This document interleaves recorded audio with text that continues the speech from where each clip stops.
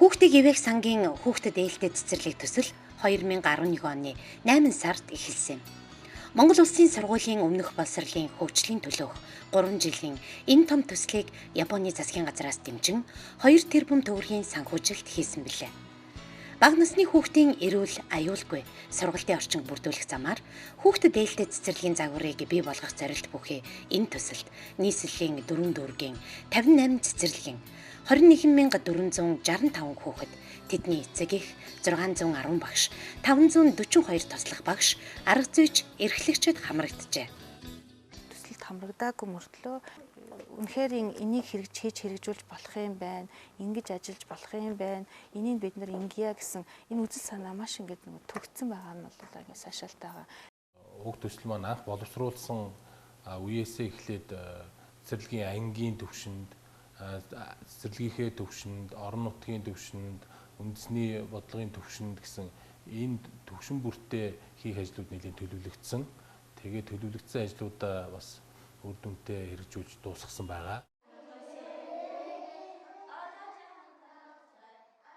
За тэгээд 9 сарын 1-ээс ахлах бүлгийг анх хүлээж авч ирсэн. Тэгээд анх ажилд ороод яг ажиллах чигээ бас олохгүй, хүүхдүүдийн арга ивийг яаж олох вэ? Эцэгчүүдийн арга ивийг олж чадахгүй сар шахан нэлээд зүдэрч байсан. Тэгээд энэ төсөл орж ирээд хүүхдтэй эрг аргаар харилцах, эцэгтэй харилцах арга гэд сургалтыг явуулсан. Миний хувьд ажиллахад маш их төвхөн болж өгсөн.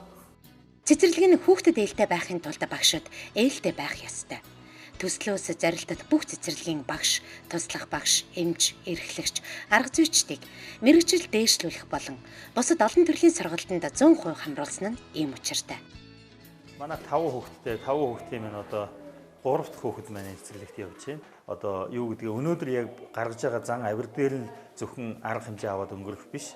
Ирээдүйдээ одоо 10 жилийн дараа эсвэл 5 жилийн дараа миний хүүхэд ямар хүн болох вэ гэдгийг бодож харж тэгээд тийм одоо алсыг харсан сэтгэлээр хүүхдтэйгээ харьцах ёстой байдаг юм байна. Энэ нь одоо эерэг тэр хүүхдээ эргээр хүмүүжүүлэх, эерэг хүмүүжлийн аргын хамгийн гол санаа юм байна гэдгийг ойлгосон.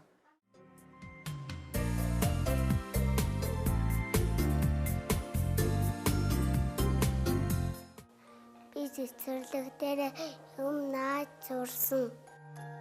Би дураг зурсан. Манай өвчм аим гоё дуудаа зааж өгдөг. Манай багш зааж өгсөн. Манай багш суулган. Төслөөс эцэг эхийн боловсролыг нэмэгдүүлэх, тэднийг цэцэрлэгийн үйл ажиллагаанд татан оролцуулахад анхааран ажилласан юм.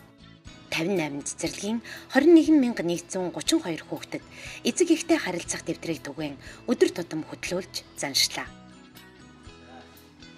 Аавын хүүгийн дэвтэр юм байна. Хоёулаа одоо дэвтрээ хэвсэг. Өнөөдөр ямар өнгөр болсон юм яасан? Аль өнгөр болсон юм? За тэгвэл чи нэг өнгөө сонгоч. Энэ харилцах дэвтрийн үр дүнд манай хүүхэд цэцэрлэгтээ юу сурж байгааг, за зөвхөн багшийн заасан хичээлээс гадна зан чанарын хувьд ямар хүүхэд болон төлөвшөж байгаа, юуг илүү анхаарах хэрэгтэй байгаа. Энэ зүйлсүүдийг энэ багштайгаа хамт адилхан мэдээллийг солилцоод багшийн цэцэрлэг дээр авч байгаа арга хэмжээг би гэртээ үргэлжлүүлэх, эхнэр битээр гэртээ үргэлжлүүлэх юм боломжтой болж байгаагаар энэ харилцах дэвтэр нэг үр дүнтэй юм аа гэж ингэж бодож байгаа. Тэгээ зөвхөн нөгөө ажиллаа хийхийн тулд хүүхдээ цэцэрлэгт өгөөд мартах биш.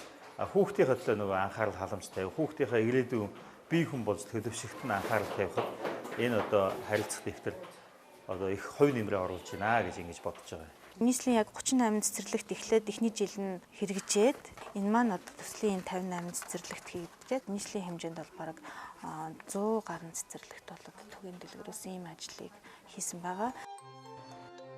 Цэцэрлэг тус бүрт багшийн ур чадвар, хүүхэд эцэг эхийн мэдлэг боловсрол зориулсан 240 гаруй нэр төрлийн номтой баялаг номын сантай болголоо.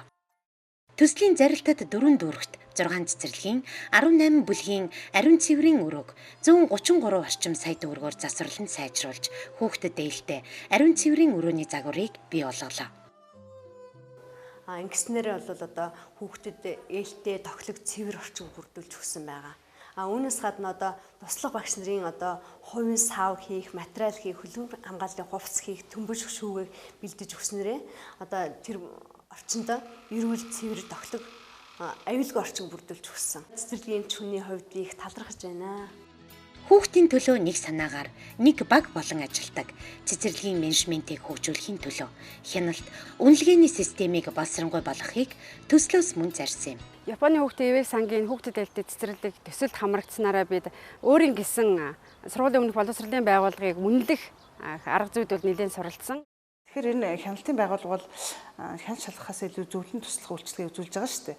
Тэгэхээр очоод бол тэр байгууллагаа үнэлсэн буюу дотоод хяналтаа хийсэн байдалд нь дүгнэлт анализ хийгээд зөвлөн туслаад явчихад бол илүү их төхөмтөө мэргэжлийн хяналтын ажлыг бол хөнгөвчлсөн.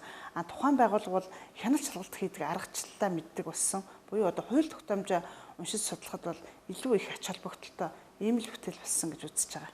Тойргийн бие систем бэхжүүлэх чиглэлээр бид Чингэлтэй дүүргийн хувьд 3 цэцэрлэгийг одоо хүүхдэд ээлтэй цэцэрлэг төслийнхөө үйл ажиллагааг танилцуулан хүүхдэд эерэг аргаар харилцах арга зүйг мөн үнэлгээний системийг одоо тухайн цэцэрлэгт хэрэгжүүлэх зорилгоор бид нар туршлагаа түгээн дэлгэрүүлж байгаа. Төслөөр хийгдсэн үйл ажиллагааг үргэлжлүүлэн нийслэлийн хэмжээнд үйл ажиллагаа явуулж байгаа сургуулийн өмнөх боловсролын байгууллагуудаа энэхүү програм хангамжуудыг нэвтрүүлэх, энэхүү хяналт дотоод үнэлгээгээ хийх арга гаргалцлыг сургах заах талаар цаашд үргэлжлүүлэн ажиллаж байна. Ерөөсөө төслийн маань гол амин чухал зорилго юу гэхээр зэрэг хүүхдэд ээлтэй тэр орчныг дэмжлэгийг хэрхэн цэцэрлэгийн орчинд бий болгох вэ гэсэн зорилготой байсан. Тэгэхээр төслийн энэ үндсэн зорилго энэ чиглэл тавьсан чиглэл бүрээрээ хэрэгжүүлсэн үйл ажиллагаа зохио үр дүнд хүрсэн гэж би бодож байна. Төслийн хүрээнд боловсруулсан цэцэрлэгийн багш, туслах багш, эмч, удирдлагын мэргэжил дээшлүүлэх сургалтууд, хүмүүжлийн эерэг арга зүй, эцэг эхтэй хамтран ажиллах арга зүй зэрэг сургалтын 7 модулыг боловсрол шинжлэх ухааны яам магадлан итгэмжүүлсэн. Мөн боловсрол шинжлэх ухааны яам хүүхэд бүр дээлтэй цэцэрлэгийг хөгжүүлэхэд баримтлах чиглэл, бодлогын баримтыг баталснаар хүүхэд дээлтэй цэцэрлэгийн үзэл санаа, орон даяар түгэн дэлгэрэх таатай нөхцөл бүрдээд байна. Энэ бол сургуулийн өмнөх боловсролын салбарын нэгэн том амжилт бас үзүүлэлт юм.